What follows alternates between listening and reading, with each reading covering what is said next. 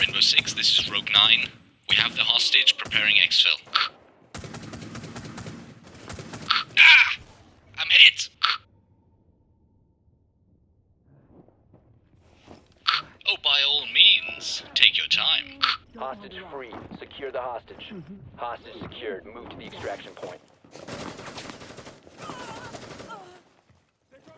Rainbow 6, this is Rogue 9. We have a man down, but I'm back up, so I guess we're good.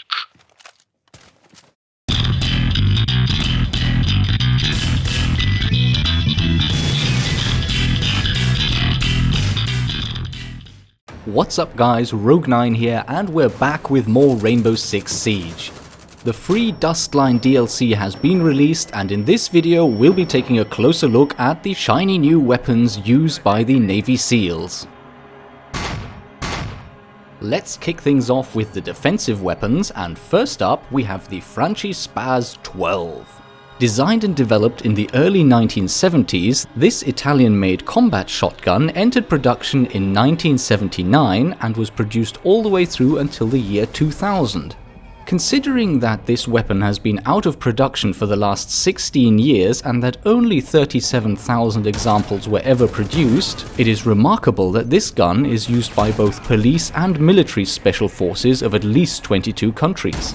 Just like the Benelli M3, which I discussed in my last video, the Spas 12 is primarily designed as a semi-automatic shotgun, but does also have a pump action feature when you're firing less powerful loads, such as beanbags, rubber slugs, or tear gas rounds.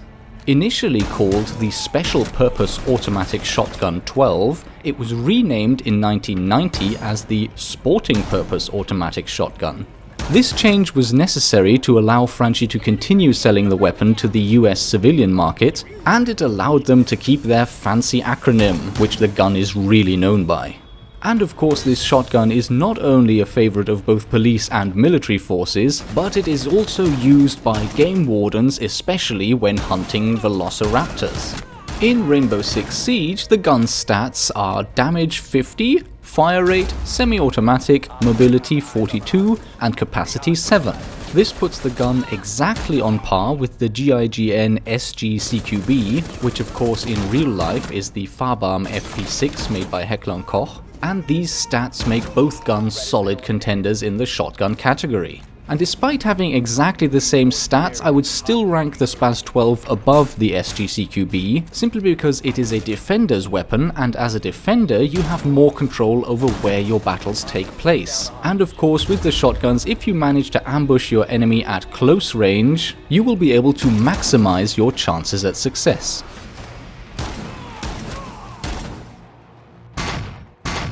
The second firearm available to Valkyrie is the Sig Sauer MPX. The Sig Sauer MPX. This gun is so revolutionary and so new that it has not found widespread appreciation yet. Designed in 2013 and released in 2015, this gun is the most modern firearm that you will find in Rainbow Six Siege.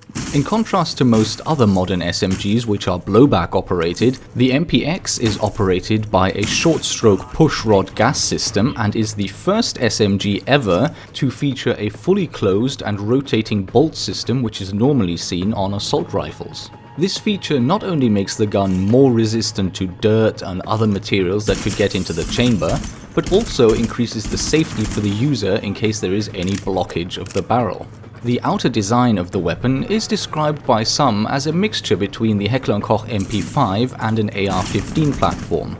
Especially the charging handle will be familiar to those who know the M16 or AR-15 platform, since just like with those rifles it is at the center and at the back of the gun. Sig Sauer claims that this feature is to ensure that cocking the weapon does not interfere with any optics mounted on the Picatinny rail, but I'm not convinced. There are many side-charging rifle designs that work perfectly with mounted optics, and the key advantage of these designs is that you can keep the weapon in the shoulder while charging, whereas the rear charging handle can only be operated when you take the weapon away from your face. But since the MPX has a bolt catch that holds open the bolt after you fire the last bullet in your magazine, a standard reload would not actually involve using the charging handle, so I guess it's not a huge disadvantage. In terms of its in-game stats, the MPX has a damage rating of 32, a fire rate of 970, a mobility rating of 45, and a magazine capacity of 30.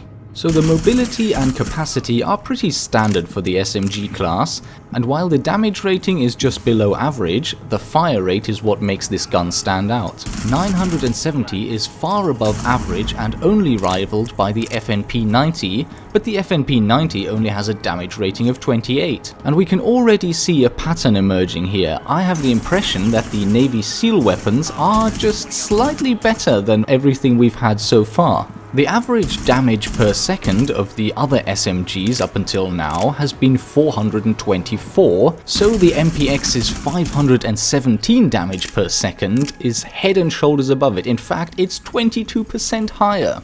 Do I like the MPX? Well, hell yeah I do. Until Ubisoft get round to rebalancing the game, Valkyrie is my defender of choice.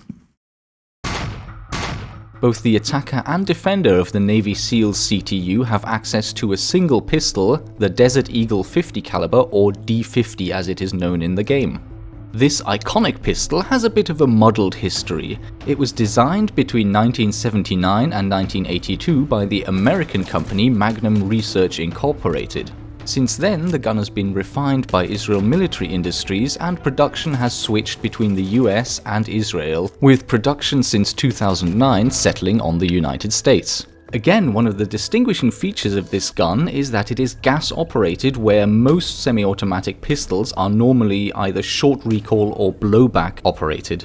But let's not forget, of course, the feature that this gun is mainly known for. It is a whopping great pistol that fires whopping great ammunition. In real life, the pistol is available in a whole variety of calibers, ranging from .357 Magnum up to, of course, the iconic 50 caliber Action Express. This bullet, with a diameter of 12.7mm, or of course half an inch, was designed with the idea of giving the pistol a stopping capability against vehicles rather than just humans. And what you end up with is a big and heavy pistol, some variants even weighing up to almost 2 kilograms or 4.4 pounds. And while this can make the gun somewhat unwieldy and maybe have some disadvantages in certain situations, it sure makes it look damn cool. And this is certainly the Hollywood consensus, since this weapon has been featured in a range of different television series, films and video games, whereas the adoption in real life has been limited. The in-game stats of the D50 are damage 60, fire rate semi-automatic, mobility 50 and capacity 7.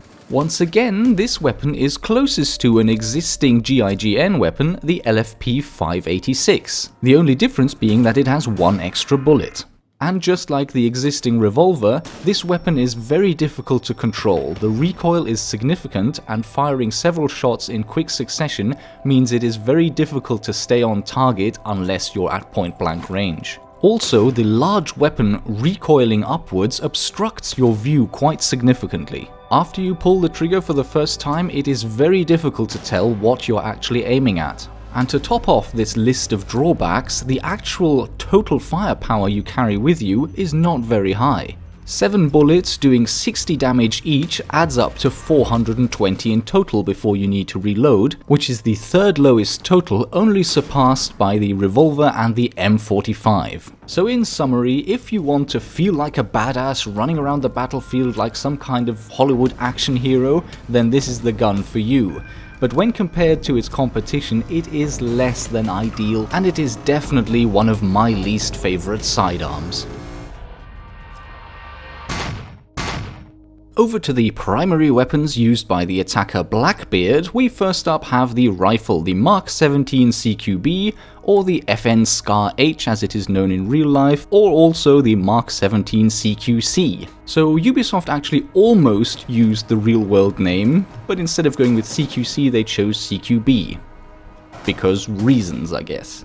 This gas-operated battle rifle is produced by the Belgian company FN Herstal, and the acronym SCAR-H stands for Special Operations Forces Combat Assault Rifle Heavy. In production since 2004, the gun entered service in 2009 and is highly popular, used by over 20 different countries. The heavy rifle version we see in the game is chambered in 7.62 by 51mm NATO, and in real life this version of the gun has proven more popular than its smaller brother, the SCAR L, chambered in 5.56 by 45. The US SOCOM, the Special Operations Command, announced in 2010 that it was cancelling its order for SCAR L rifles, while it maintained its order for SCAR H and even ordered conversion kits to downscale the SCAR H to 5.56 caliber.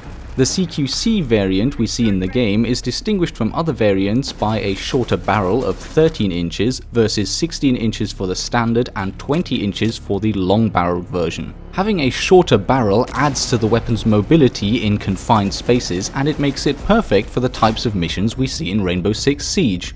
Its in-game damage rating of 52 makes it the king among the assault rifle class, whereas its fire rate of only 585 is significantly lower than most other rifles.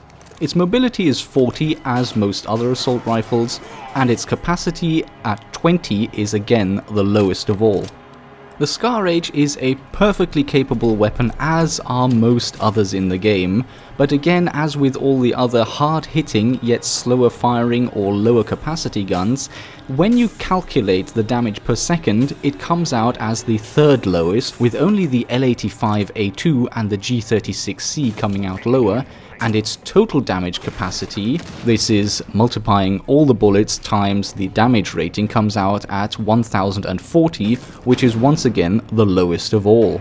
But of course, the total damage you can do before reloading isn't that important in Rainbow Six, since you usually get time to reload after killing 1 or 2 targets. And even the low damage per second isn't necessarily a deal breaker. If raw single shot power is important to you, then the Mark 17 CQB is your gun. The average damage rating of all assault rifles before this new edition was just over 42, and coming in at 52, that is an increase of over 22%. Wait, what? 22% again?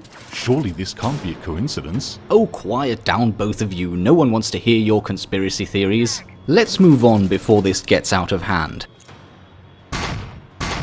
Last but not least, we have the SR-25, or Stoner Rifle 25. Named after its designer Eugene Stoner, who created the iconic and ubiquitous M16 rifle, the SR-25 is a much later design of his from the early 1990s after Stoner joined the Knights Armament Company. It is based on the AR-10 battle rifle, which was designed by Stoner in the 1950s, and the later design improvements of the M16A2, and this is also where the name of the rifle came from, since the non-military designation of the M16 is AR-15, and by combining the AR-10 and the AR-15, you end up with the SR-25. But rather than the AR-10 battle rifle and the AR-15 assault rifle, which this gun is based on, the SR-25 is a designated marksman rifle, which kind of makes it a hybrid between an assault rifle and a sniper rifle. Being chambered in 7.62 by 51mm, this rifle has both the power and the reach to engage targets at longer ranges. As with all the other designated marksman rifles in the game, this role is kind of redundant and useless in a game that focuses on close quarters combat. So for me, that puts the SR-25 on the back foot right from the outset, because why bring a single shot rifle that has a limited ammo capacity